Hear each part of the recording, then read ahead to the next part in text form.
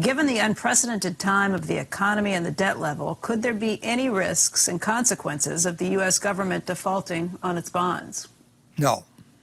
If you print bonds in your own currency, what happens to the currency is it can be a question, but you don't default. And the United States has been smart enough, and people have trusted us enough to issue its debt in its own currency. And Argentina is now having a problem because the debt isn't in their own currency, and lots of countries have had that problem, and lots of countries will have that problem in the future. It is very painful to owe money in somebody else's currency, but if I could issue a currency, Buffett bucks, and I had a printing press, and I could borrow money, in that, I would never default. So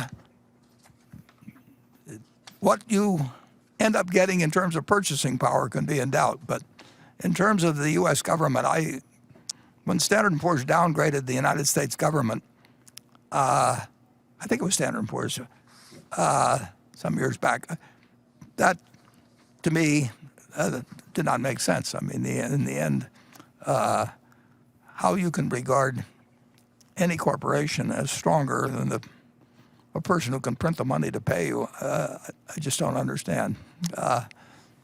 So don't worry about the government defaulting.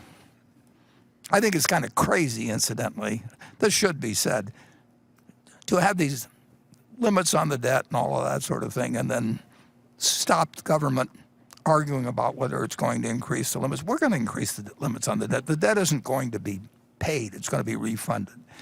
And anybody that thinks they're going to bring down the national debt, I mean, there's been brief periods, and I think it's in the late 90s or thereabouts, when the debt's come down a little bit. The country's going to print more debt. The country's going to grow in terms of its debt-paying capacity.